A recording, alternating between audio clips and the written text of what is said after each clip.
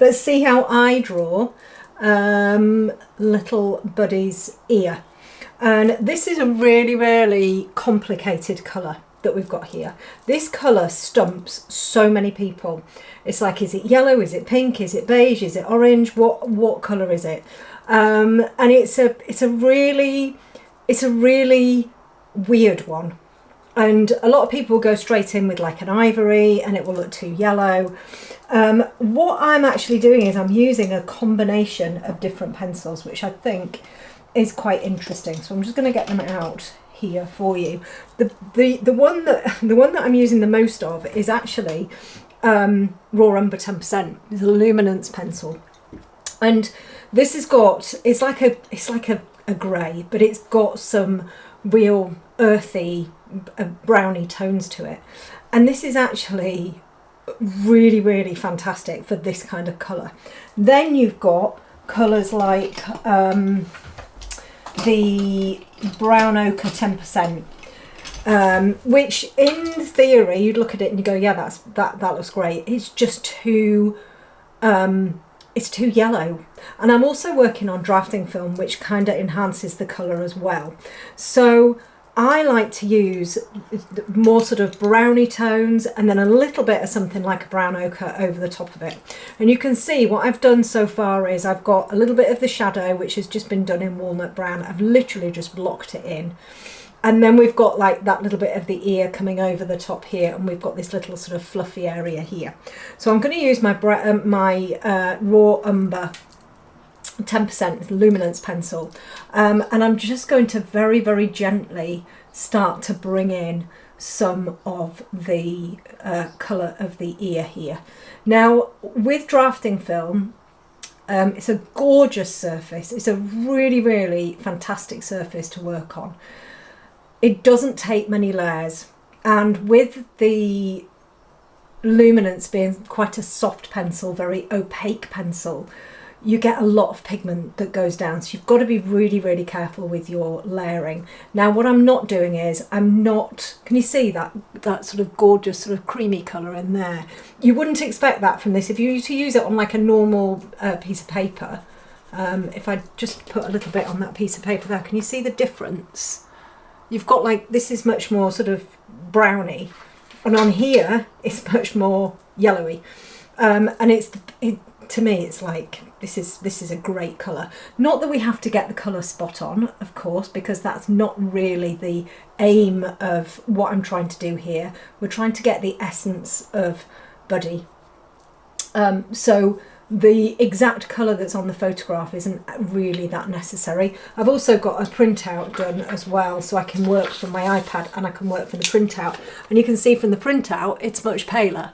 So, you know, it depends on what you're drawing from. It's a really, really important factor when you are working on a drawing. You know, are you using a screen or are you using a printout, because the colours will differ.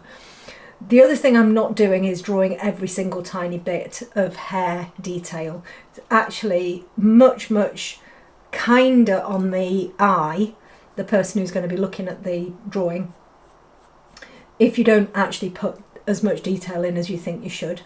The details are not what makes the portrait look real. What makes the portrait look real are your values. So are the things that are going to make the shadows push back, the highlights come forward. That's what's going to make your drawing look realistic. And a lot of people get really, really bogged down with trying to get all of the details in. I'm drawing a realistic dog, I need to get all of their fur details in, and then wonder why it looks sort of like a little bit harsh, or their fur that looks really, really soft in the photograph looks much more textured in their drawing. And it's because they've got too many details.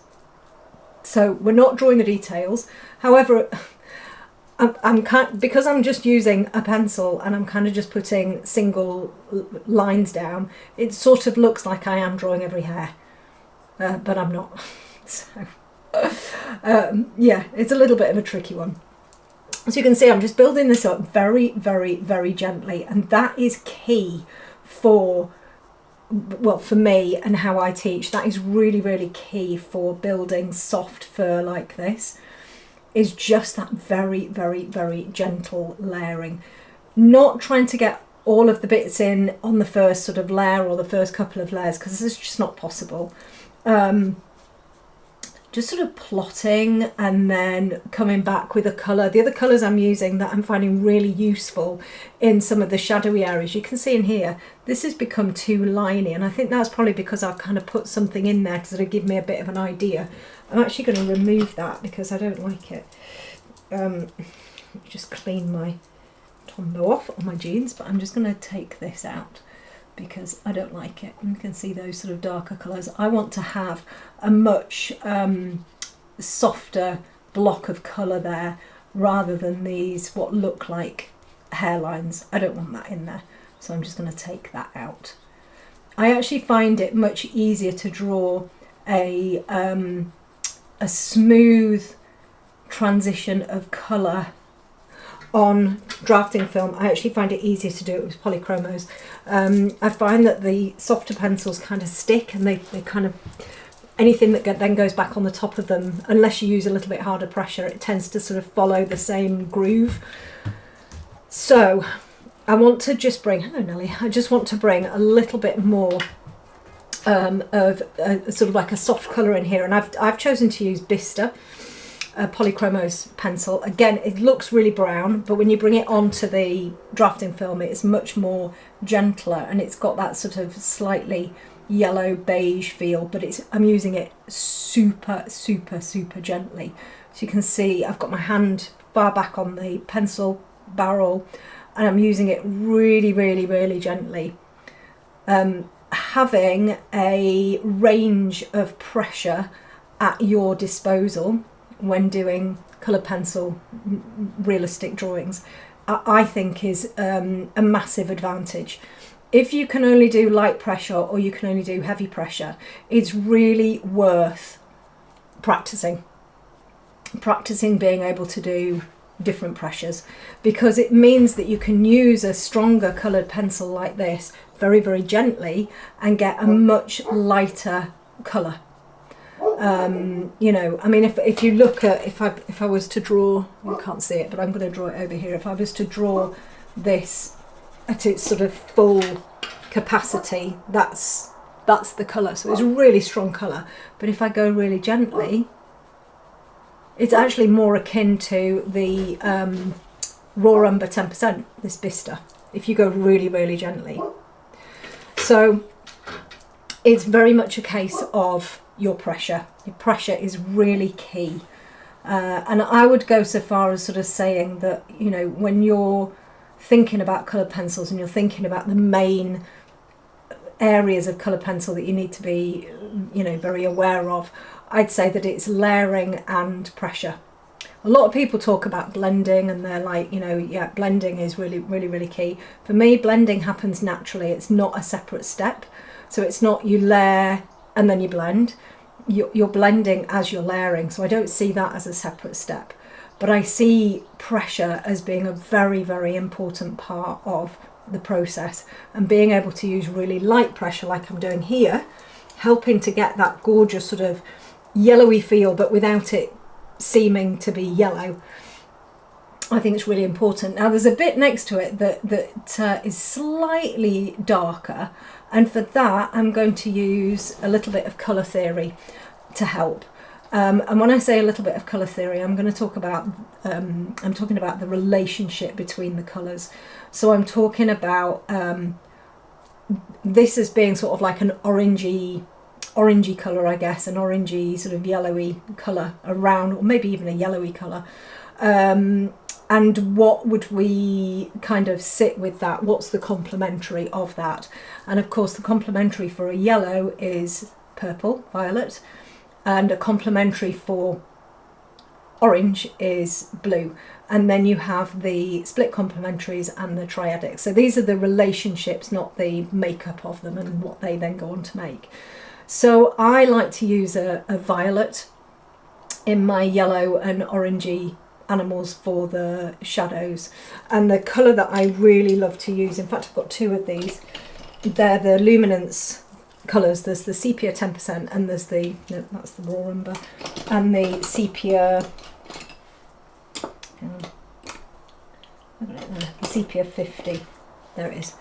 And they've both got sort of like a violet element to them, but they're still very earthy.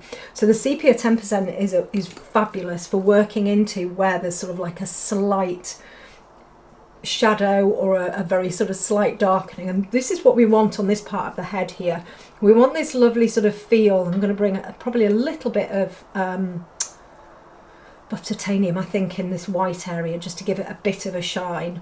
But what we want to see is we want to see this bit of a shadow coming over the top of the head, and we want it to be really quite a lovely sort of smooth colour, smooth block of colour, just to show that that shadow is just going over the top of the head, and then you've got the dip, and then you've got the hair that comes round.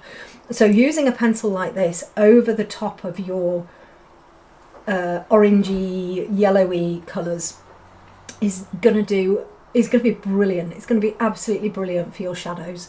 You're not going to get a muddy colour because we've got the relationship side of stuff there. So the complementary colours, they're going to work really, really well.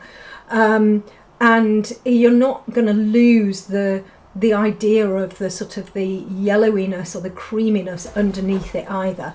Even though you're using this sort of purpley colour, you can still see it, but it's just darkening it. It's just making it a little bit more sort of vibrant, even though you still want to keep it sort of quite nice and soft. So we've got that going on in there, and I think I feel anybody who's working with colour should have a basic understanding of colour theory. And when I talk about a basic understanding, I mean the stuff that we learned at school. You know, red and yellow equals green, orange and red yellow and red equals orange, and red and blue equals purple. For me, that's you can go really, really deep into colour theory, but as long as you've got that basic knowledge, you should be fine. And then you can kind of decide how you want to mix your colours on the surface of the paper, because of course that's how we mix our colours. We can't mix it in a palette or anything. It's all done on the paper.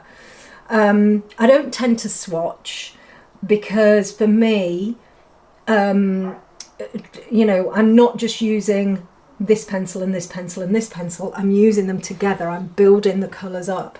So swatching for me is kind of a little bit of a waste of time now.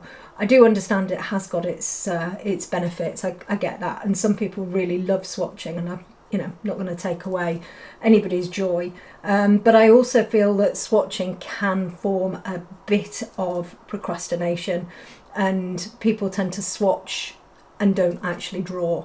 So if you're one of those people and you find yourself just swatching all of the time and then you haven't got any time for drawing, just a little bit of reflection on why you're swatching, because it's probably is so that so that you don't have to draw, which I find really, really interesting. So we've got this nice bit here, and what's happening now is this, we've got to try and get this fur to look like it's coming up. So I'm going to go back with that Bista, and we're just going to bring a little bit of that darker fur into here. So it takes time. Drawing fur is not a quick process at all. You are kind of much better to take it nice and slowly, and I know those of you who are already working with me or who've worked with me in the past will probably be like, Bonnie, I don't know what you're talking about because you never draw slowly.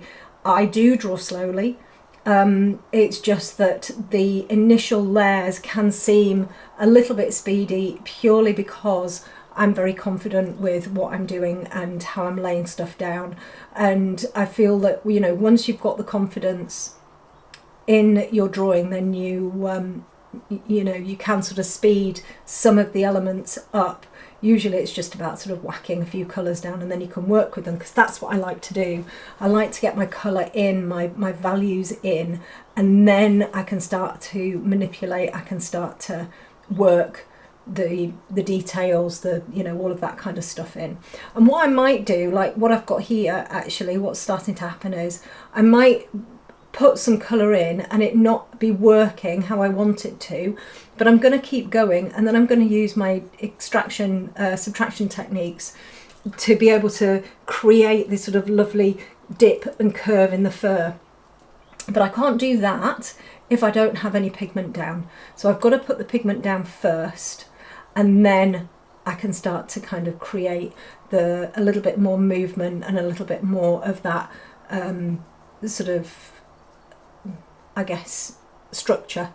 You know, because everything's got structure, and that's kind of what we need when we're creating realism. We need to see the structure of what it is that we're drawing. When I talk about structure, I mean, you know, bone structure, that kind of thing. On an ear like this, obviously there isn't a bone in the fur, but we want to see how that fur is working. We want to see the bits that sort of lift up, the bits that are kind of, you know, tuck under, all of that kind of thing.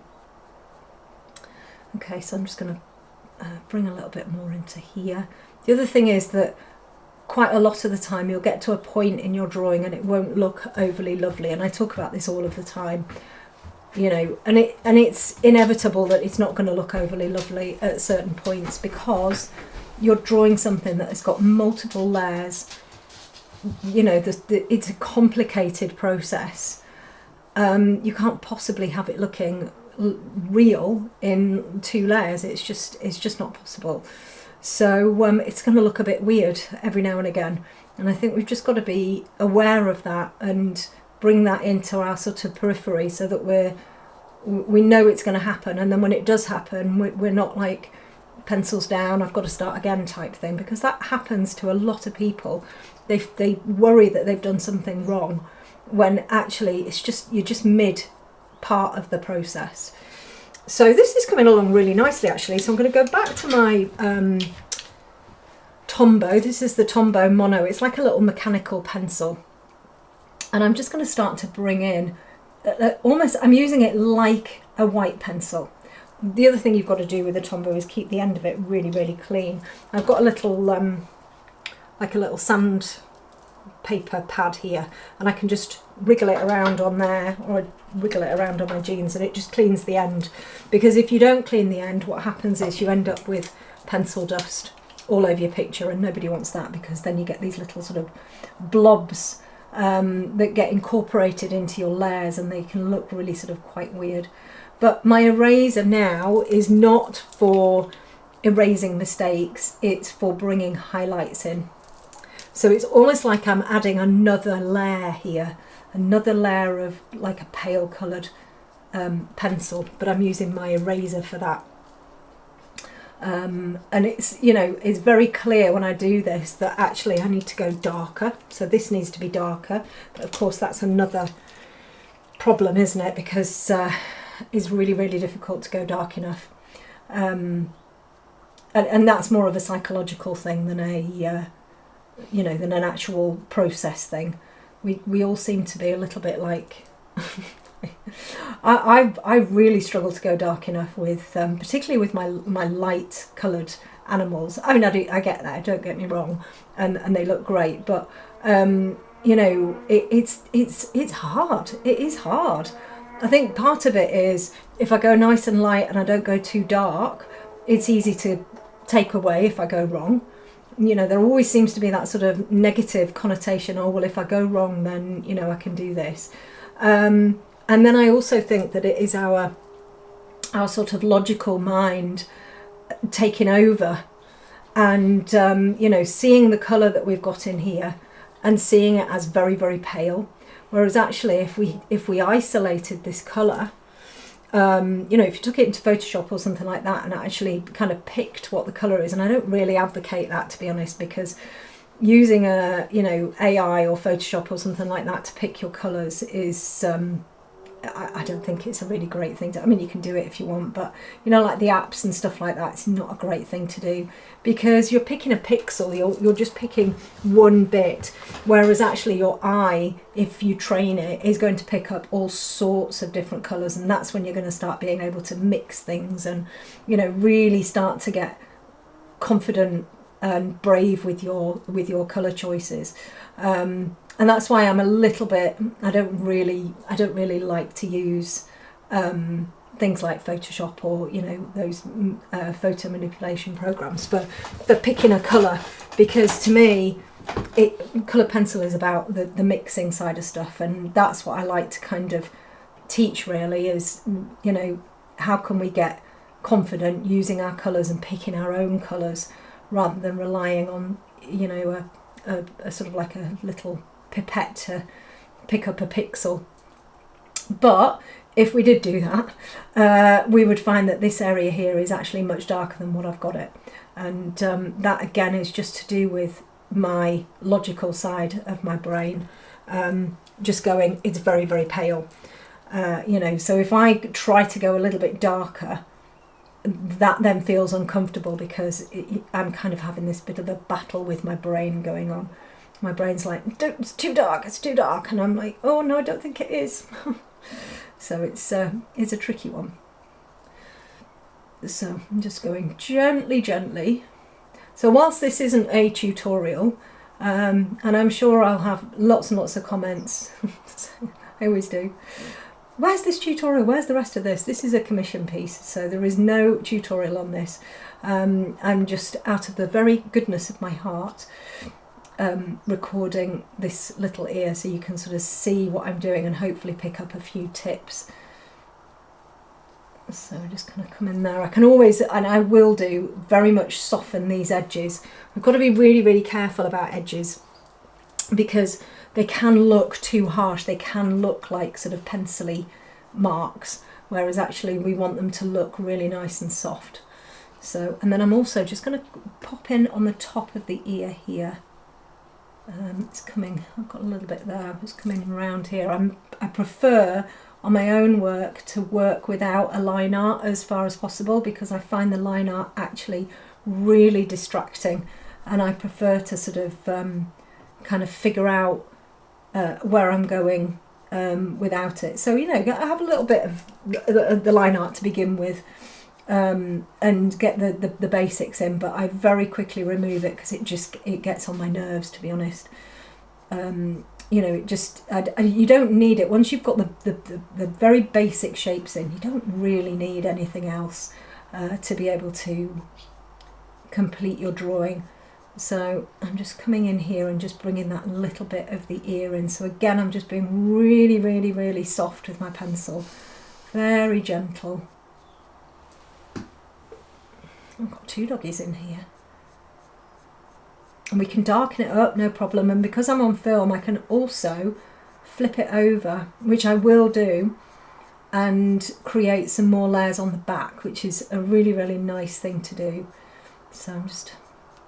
But what I'm thinking about most is my sort of my intention for this drawing. What is my intention? My intention is to create lovely, soft looking hair, fur, and to hopefully capture Buddy's little personality. I mean, it's a nice photo. His eyes are a bit. He's got one eye kind of closed a little bit, but I think it sort of, you know, picks up on his personality. So you kind of got to go with what you've got, really, haven't you? So let's just come down here a little bit. This, of course, needs to be much darker, but we've got the idea there of his little ear. Then I can come into this bit here, and I can start to kind of. I'm actually going to take my. I think I'm going to take my walnut brown again. I'm going to take my dark sepia, and I'm just going to bring a little bit of that in there. Just where that little ear is. And what's nice is that I can also use the slice tool on this, which is lovely. So I'm just going to darken up the little bit of the ear here. I'm not going to use too heavy pressure because I am going to come in with the black and darken that up considerably once I've got a little bit more of the fur around around that ear there. So I'm just putting another gentle layer into here. Oops.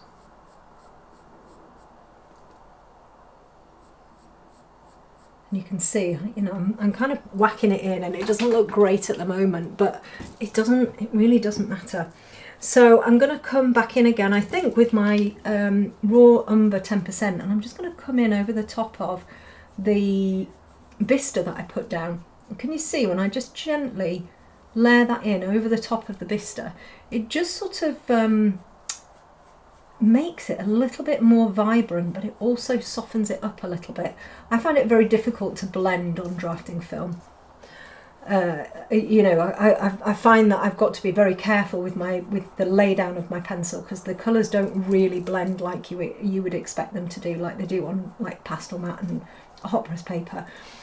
But I find when you bring a little bit of a luminance over the top, particularly something nice and soft like the raw umber 10%, it can just sort of squish everything together a little bit, which is lovely.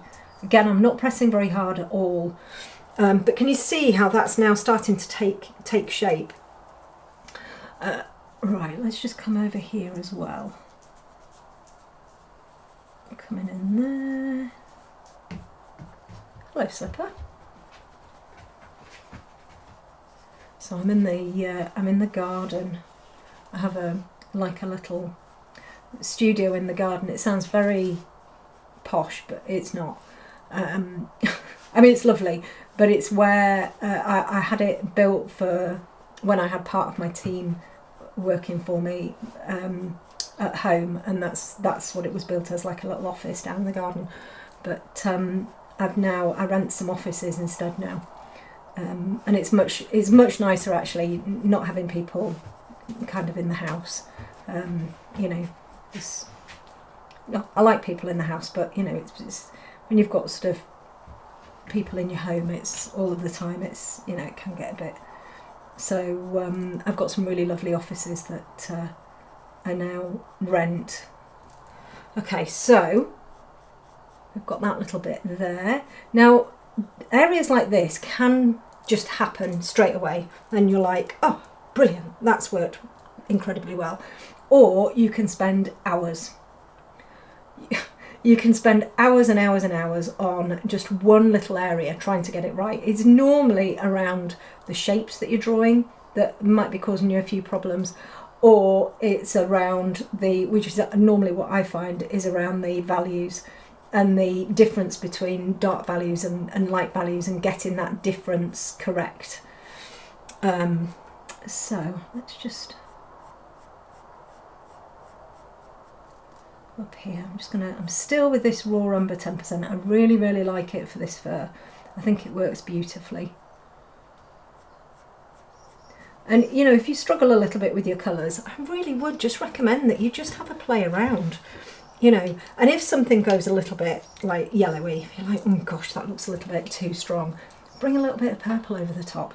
Just waft a little bit of purple in over the top, and what it will do is it will just knock it back slightly. It might darken it a little bit, which isn't a bad thing, but it will just take the yellowness away.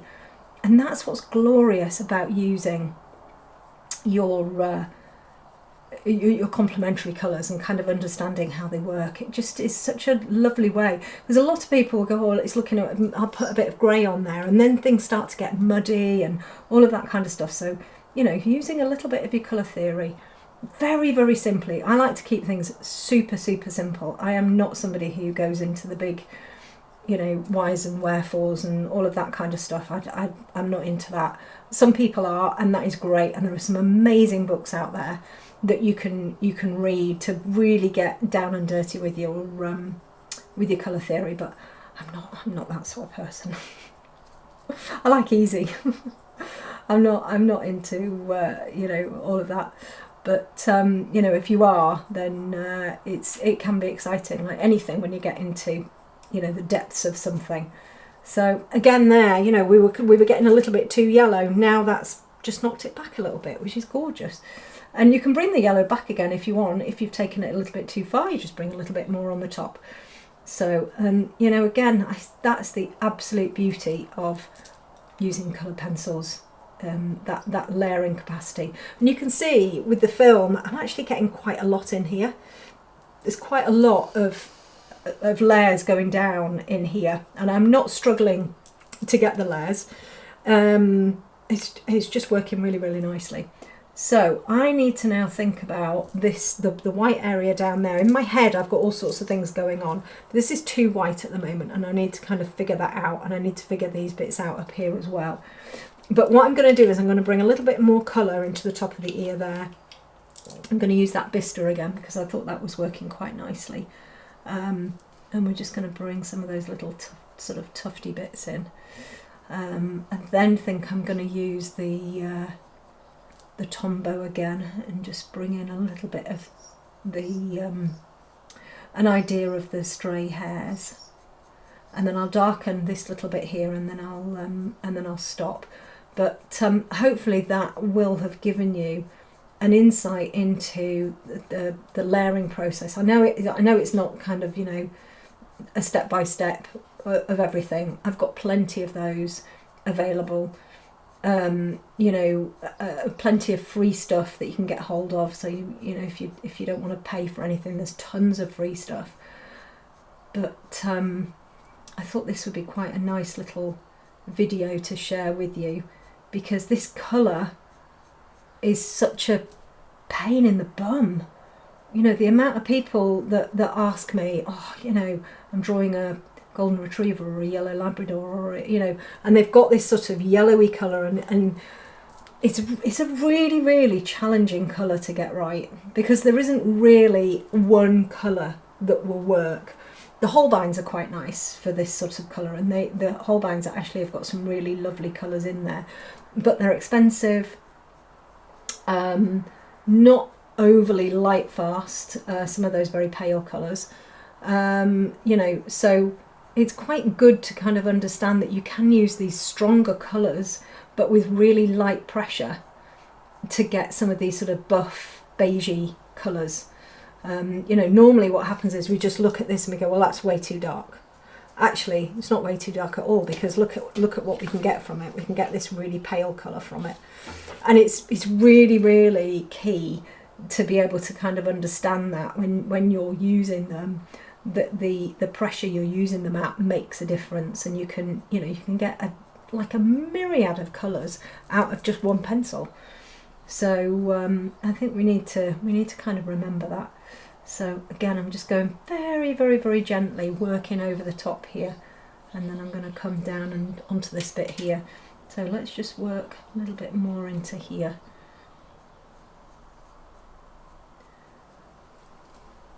I really like drafting film. I think it's a gorgeous surface to work on.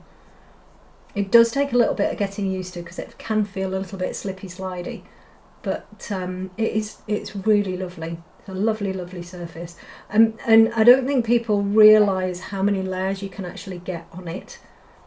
And actually, I think the reason for that is that a lot of people use quite heavy pressure, so you end up not being able to get many layers on it anyway, because your pressure is quite heavy. So if you practice lighter pressure, you're really going to be able to get some gorgeous layers and some gorgeous colour mixing and all of that kind of thing in there. It's a really, really nice surface.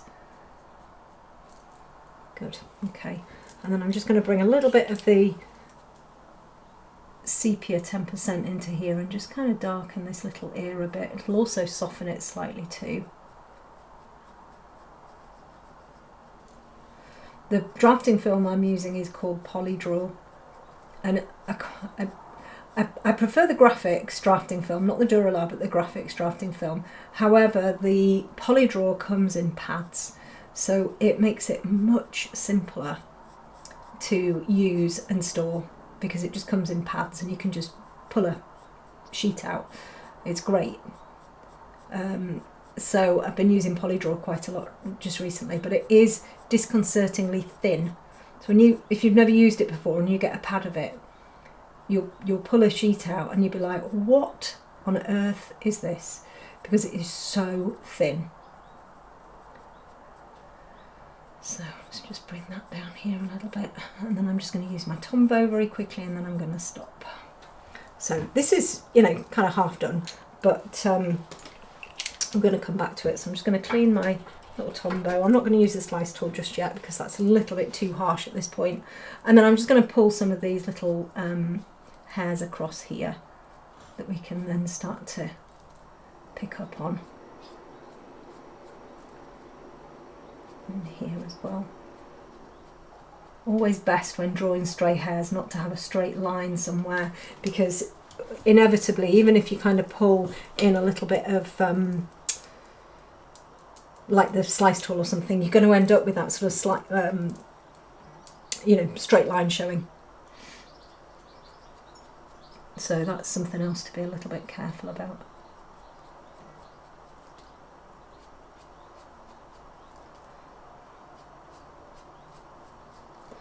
Okay, I'm just put a little bit more out there.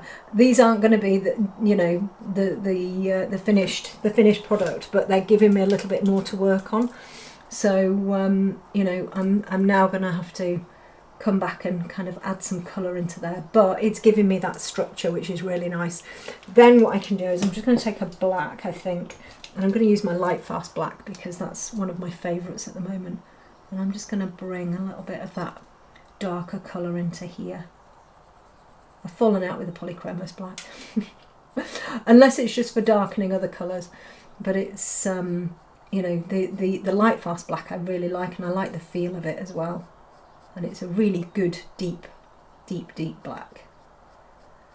So I'm just going to come in there and just darken that up. So that's going to be the darkest that it is.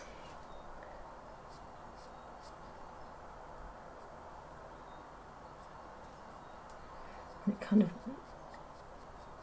converts to sort of like more of a browny, orangey colour down at the bottom actually. Just give it a little bit of a softer edge.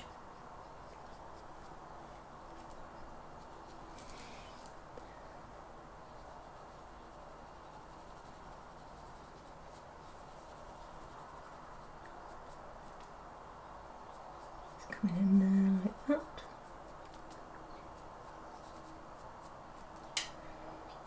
Put a bit of fluff in there too.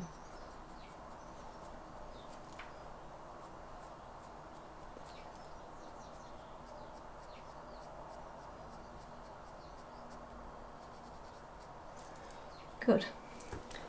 Good, okay. So now I can start to kind of work on this and work to bring a little bit of those sort of slightly stronger elements in. Let's just do a tiny bit more with that Bista, just so we bring a little bit of an idea of the shaping in there. So I'm just going to bring a little bit more into these areas here, so it looks like bits are sort of pushed back slightly. It's tricky because it's all very, very pale.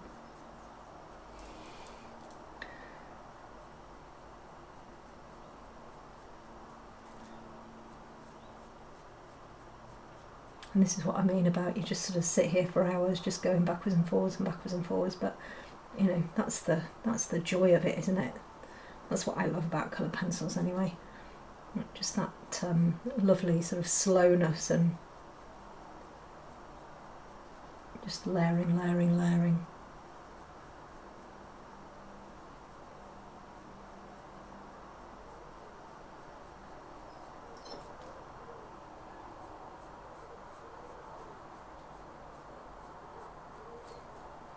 Good, okay. Well, I hope that's helped. I know I haven't finished it, but I hope that's helped in sort of showing you how to kind of begin that layering process, and also some of the colours for this sort of quite tricky coloured fur.